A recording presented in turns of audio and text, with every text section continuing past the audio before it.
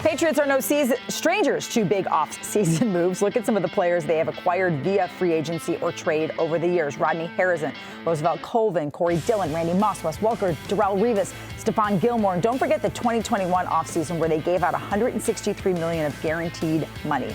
And this is where we begin our deep dive as we bring in Phil Perry and Sports Illustrated's Albert Breer to discuss what blockbuster move could be on the horizon for the Patriots. And as we begin this discussion, you can join in by voting in our poll, which we ask, which receiver would you like to see the Patriots acquire this offseason? T. Higgins, Jerry Jeudy, DeAndre Hopkins, Deebo Samuel. You can vote at NBCSportsBoston.com/vote. You can also scan the QR code that's on your screen. When you get there, though, guys, make sure to click. There's like a little early edition thing. Click on that. That's going to take you to the actual poll. I don't know why they ask you for like your name and your comments and stuff. I was confused by that, but now you know how to do it. Okay, blockbuster move. Do you think they have one in them, Burt Breer?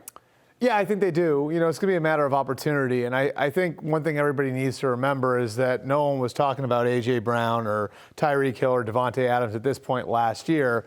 Those things materialized over time and were a result of contract situations going the wrong way.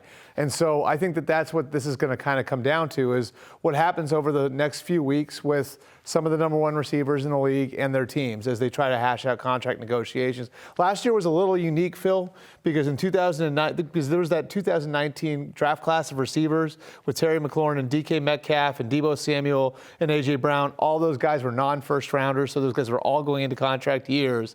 And so chances were something was going to break down with one of them. I don't know that you have that dynamic at play, but certainly I think last year teaches us that these things can evolve over the course of March and April. Yeah, and there are a few receivers who are in a similar category in that they're looking at the last year of their rookie deals, and not all of these teams are going to be able to pay all of these players, I don't think.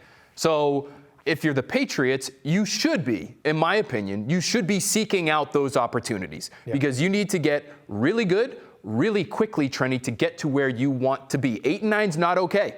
They need to be back in the playoffs. They need to be a double-digit win. How do you double-digit win team, I think if you can get one of these guys, that would go a long way towards that goal. But who are those guys that are going to be available? Who are the guys that like teams may be willing to part with? The one that I think makes sense is Jerry Jeudy if the Broncos make him available. And I thought there was a good chance of it. He actually was available in October and November. Just nobody was willing to give the Broncos what it would take to get him. But, with Sean Payton there, I think they're probably a little bit more in win-now mode and in it for 2023. And so I don't know that they would give up one of Russell Wilson's weapons. But the guy checks all the boxes. He's the type of receiver that the Patriots have had here, a real route runner, a guy who obviously has experience having played in a system that's not unlike the Patriots system, and he has experience having played with your quarterback in Mac Jones at Alabama. So I look at, I look at the totality of Jerry Jeudy, and that'd be perfect. The question is whether or not the Broncos would make him available. Yeah, Jerry Jeudy actually told me a couple off seasons ago he was one of Mac Jones' roommates at some point in time at Alabama. So, that relationship would work, and he would be exactly the kind of receiver that the Patriots like. And I find it interesting that you say, Burt, that Payton might not be willing to give up Jerry Jeudy because, to me, your willingness to give him up would depend a lot on how you feel about Russell Wilson.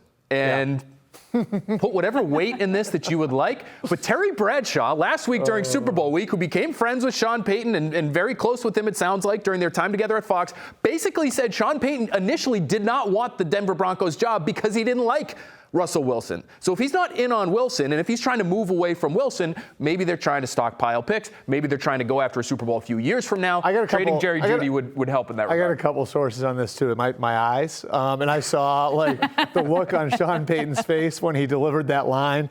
I'm not too familiar with that. Right. When they were asked about Russell Wilson's personal coaches. So you can see there, Phil's right. I mean, Sean Payton's drawing a very thick line in the sand on where this is going to go and the parameters under which Russell Wilson's going to have to exist in Denver. Phil, have you jumped off the T. Higgins train, not of the Jerry Jeudy train? By the way, I should note that right now T. Higgins is in the lead in our poll. If you'd like to change that, just scan the QR code, click on that early edition thing, vote. Yeah. Well, me here, man of the people, did you vote? I would vote for T. Higgins here, and I did in fact vote for T. Higgins online. For T. Higgins. And the reason to me is because as good as Jerry Jeudy is, and as much of a Patriots type as he is, T. Higgins is a different type of receiver. To me, he is a true game-breaking type of receiver. He is, in my opinion, more of a big play threat, and that is what the Patriots need. I think you need somebody that truly scares an opposing defense, and I think T. Higgins does that in a way that Jerry Jeudy doesn't. Now, you might have to give up more to get him, Trenni. I think, and I wrote about this today on the website,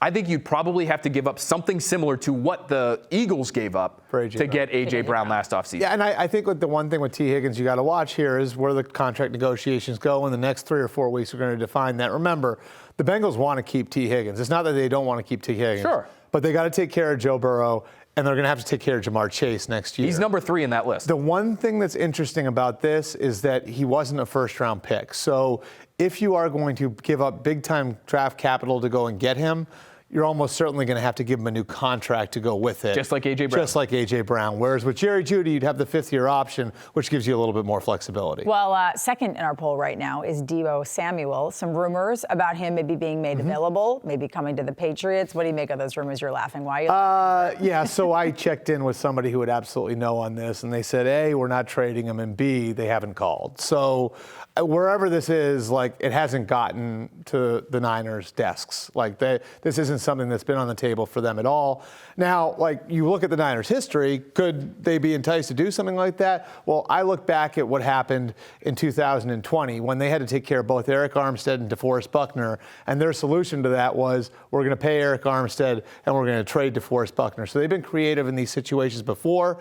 Brandon Ayuk is going to be up in the next couple of years, and he's eligible for a new deal now. So could this evolve that way? Sure. But there's no meat on the bone there as of right now. I would love it if it were to happen. I mean, Deebo Samuel. Well, he's a perfect Patriot. He is. I mean, that was why I was in the draft.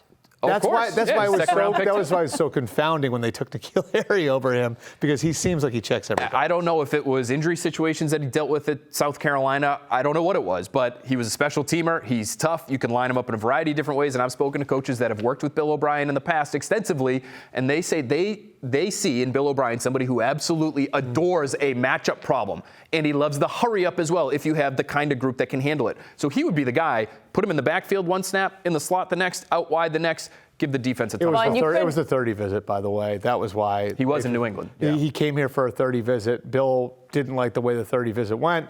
The scouts here, I was told, really loved Deebo Samuel. And A.J. Brown was another guy they really like. I don't mean to crush like the fans here to hear this, but A.J. Brown was a Patriots fan. Basically what Bird is saying is they had chances at really good wide receivers, and they decided not to take them.